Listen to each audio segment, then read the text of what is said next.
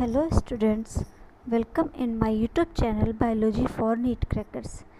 Students, आज की class में हम आफ्टर फर्टिलाइजेशन जो भी प्रोसेस होती है उसकी स्टडी करेंगे। उस प्रोसेस को पोस्ट फर्टिलाइजेशन कहते हैं। इसके पहले आपने डबल फर्टिलाइजेशन देख लिया, उसके पहले की सारी प्रोसेस देख ली हैं। अभी हम देखने जा रहे हैं पोस्ट फर्टिलाइजेशन। देखिए, फर्टिलाइजेशन के बाद क्या होता है, आपने डबल फर्टिलाइजेशन में देखा था कि जब सेंट्रल न्यूक्लियस से एक मेल गैमेट आकर फ्यूज़ किया था तो क्या बना था, एंडोस्पर्म बना था जो कि ट्रिप्लॉइड था, मीन्स 3n था। और एक सेल से दूसरा मेल गैमेट फ्यूज़ किया था तो क्या बना था, जाइगोट बना था। वही जाइगोट आगे जाके क्या एम्ब्रियो में डेवलप होगा। तो पोस्ट फर्टिलाइजेशन इवेंट्स में देखिए, फर्स्ट पॉइंट जो लिखा है, endosperm and embryo development. Endosperm बनेगा और एम्ब्रियो का डेवलपमेंट होगा। नेक्स्ट देखिए पॉइंट क्या है, maturation of ovule into seed. और आप जान रहे हैं सारी प्रोसेस कहाँ हो रही है, इनसाइड द ओवरी हो रही है। और ओवरी के अंदर क्या है, ओव्यूल है।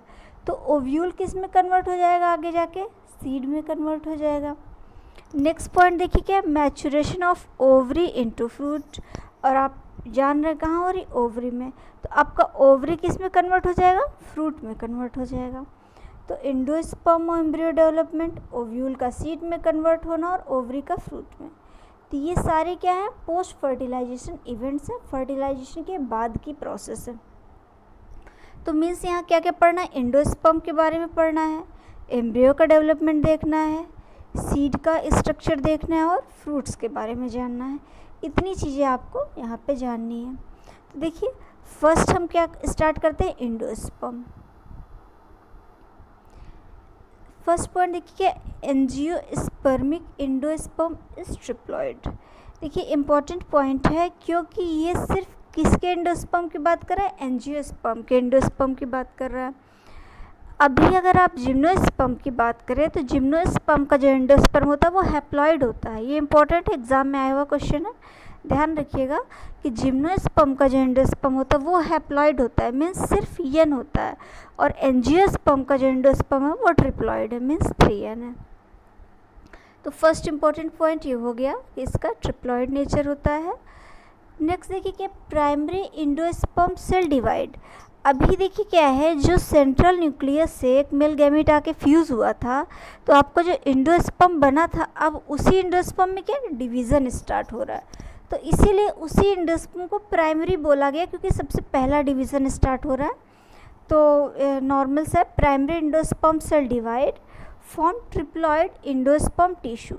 देखिए ट्रिप्लॉइड तो है ही, नेचर तो ट्रिप्लॉइड है ही, बस क्या है जब डिवीज़न शुरू हो जाते हैं तो नंबर ऑफ सेल्स इंक्रीज़ हो जाती हैं तो क्या टिश्यूज़ बनते हैं फिर, ठीक है। तो क्या हो रहा है, ग्रुपिंग हो रही है, ढेर सारी सेल्स बने तो टिश्यू बन रहा है।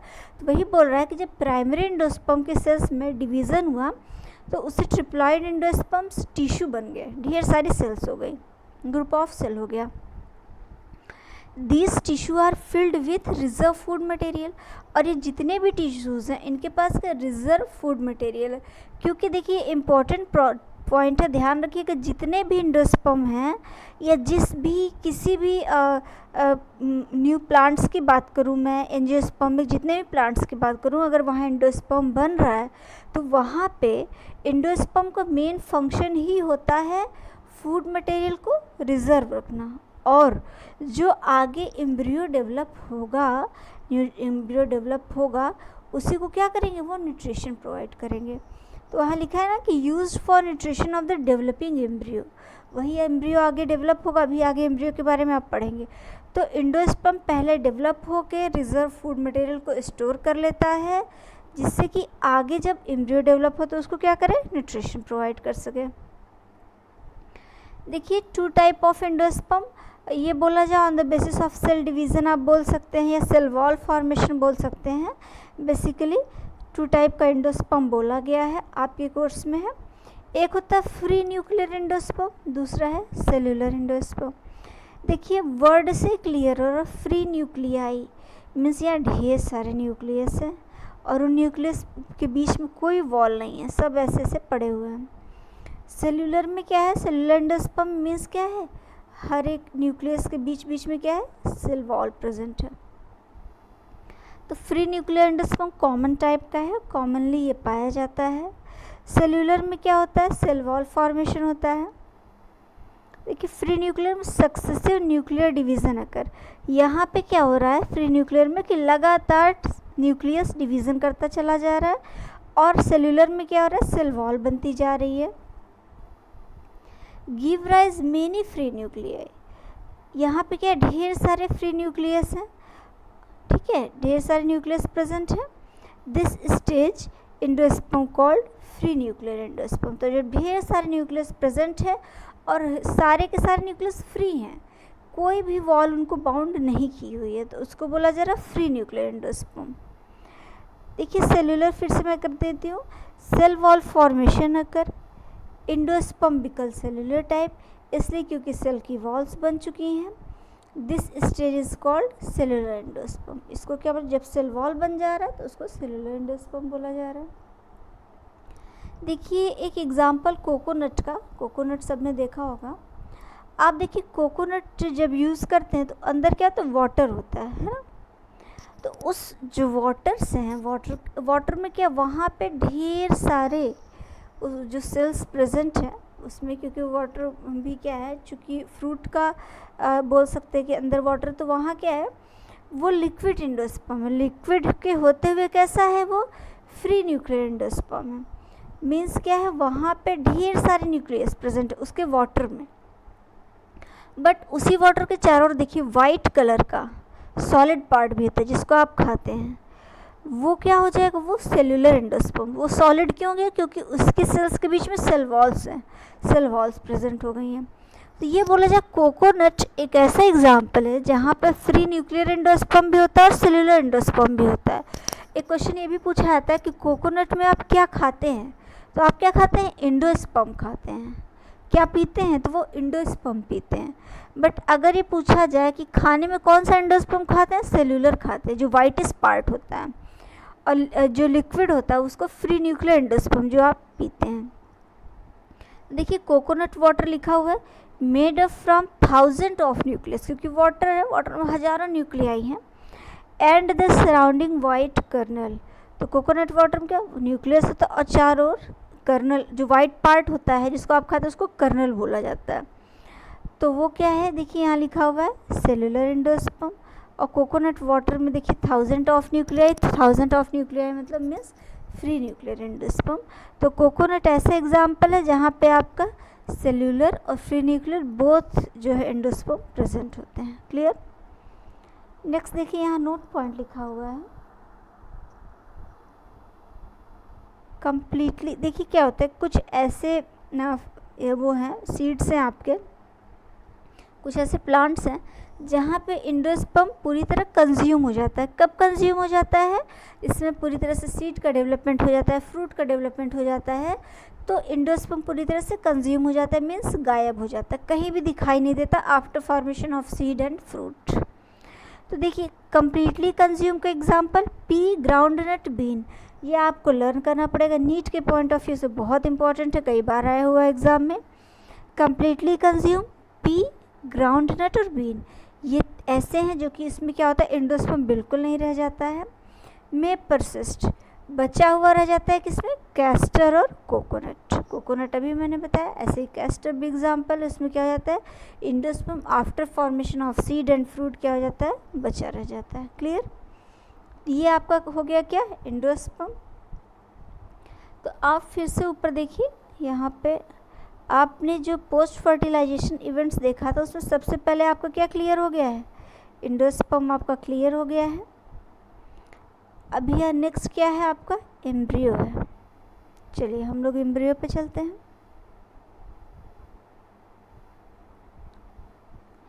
देखिए एम्ब्रियो, अभी देखिए एम्ब्रियो क्या आपका मोनोकॉट और डाइकॉट दो है। तो देखिए ये जो फर्स्ट डायग्राम आपने बनाया ये किसका, डाइकॉट का। Clear, typical dicot embryo. और ये जो है आपका किसका, ग्रास का, एम्ब्रियो ऑफ ग्रास, जो कि किसका, मोनोकॉट का एग्जाम्पल है।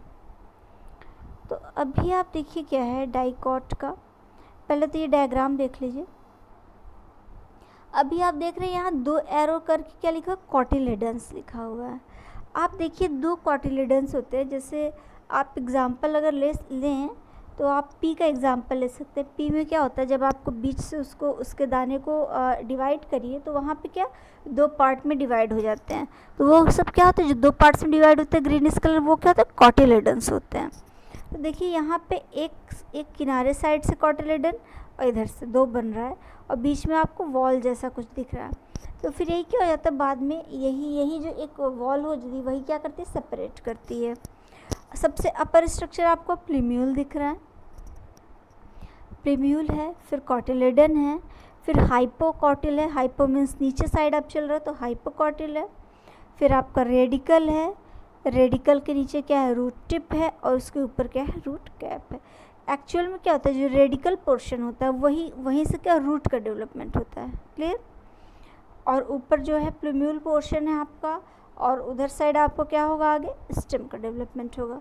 तो अभी आपका ये तो था इस टाइप का स्ट्रक्चर डाइकॉट का, बट एग्ज़ाम में आपसे जो है मोनोकॉट का पूछा था, डाइकॉट का पूछा नहीं जाता। तो आपको क्या करना पड़ेगा, ज़्यादा डीप स्टडी मोनोकॉट के स्ट्रक्चर की करनी पड़ेगी।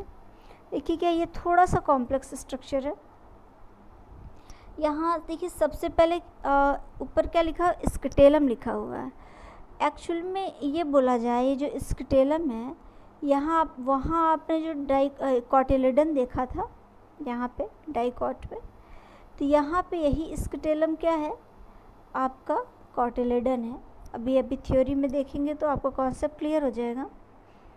उसके नीचे देखिए क्या कोलेप्टाइल है, फिर शूट अपेक्स है। शूट अपेक्स भैया आपका आगे स्टेम बनाएगा। उसी साइड से एक स्ट्रक्चर निकला हुआ एपीब्लास्ट, और नेक्स्ट नीचे आप देखिए रूट रेडिकल है, रूट कैप है, कोलियोराइजा है। तो ये स्ट्रक्चर भी एग्ज़ाम में आता है, इसकी प्रैक्टिस कर लीजिए। अभी आप पूरी इसकी थ्योरी पढ़ेंगे। चलिए हम आते हैं थ्योरी पे।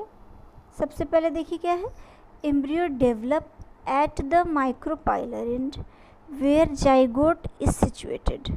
देखिए आपको फिर से बैक जाना पड़ेगा लास्ट क्लास में, तो आप देखेंगे कि जहाँ पे फर्टिलाइजेशन हुआ था, तो जब एक सेल से एक मेल गैमेट फ्यूज़ किया था, तो वो कौन सा एंड था, माइक्रोपाइलर एंड था, और वहीं पे क्या बना था, आपका जाइगोट बना था।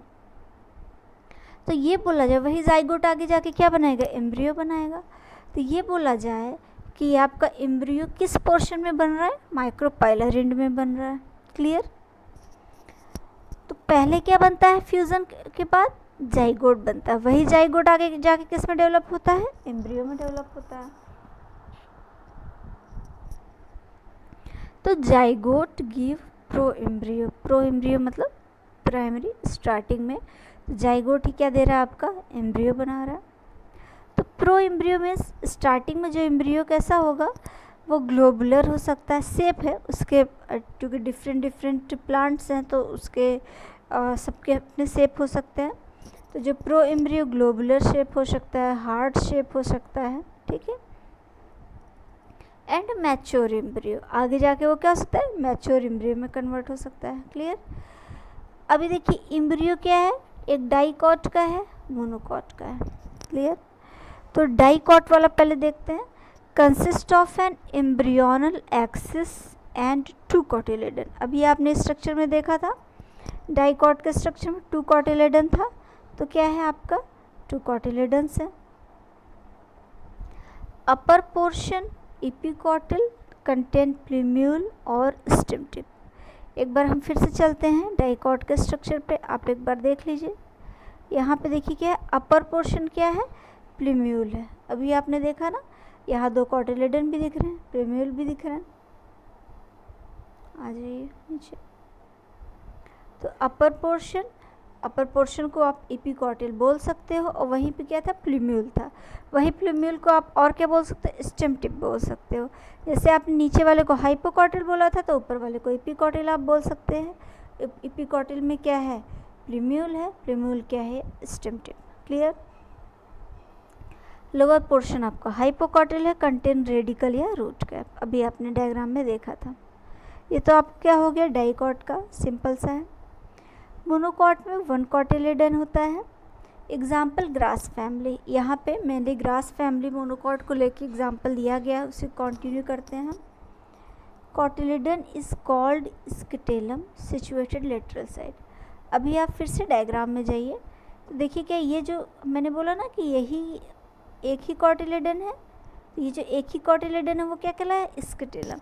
और आप देख थोड़ा सा लेटरली थोड़ा झुका हुआ है स्किटेलम, है ना, तो वो क्या है, सिचुएटेड लेटरल साइड मीन्स क्या, थोड़ा सा झुका हुआ है।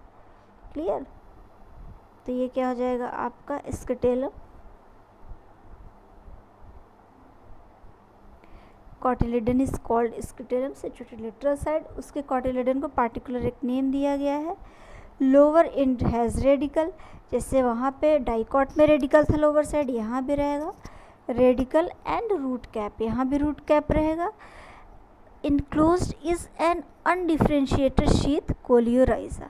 देखिए यहाँ पे जो कोलियोराइजा है ये एक डिफरेंस भी क्रिएट कर रहा है मोनोकॉट और डाइकॉट में।